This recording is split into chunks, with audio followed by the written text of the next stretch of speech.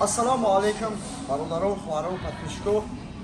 Умедворим сиҳату саломатен. Хама имрӯз омадам ба приглашение брати мо иҷода и брати мо тренера залу икардаги барои бачаҳои ёш, барои молодёж, ба тамоми бачаҳои ёши Тоҷикистон. Ина касе ки хоҳишманд аст, айнуля, касе ки профессиональный, ина хоҳишманд аст, биёнед ҳамин залда, ҳозир баъди ҳамин гап зала худи шумода мекунем сёмка. Тренер брати мо уже чанд сол худш машқ мекунад, чанд сол уже машқ додагӣ. Ина зал ина ми рӯз ӯй кардаги дар тарафи 84 зал номаш Деҳқонбача. Ина адресаш, телефон номераш дар таи видео ман менависам.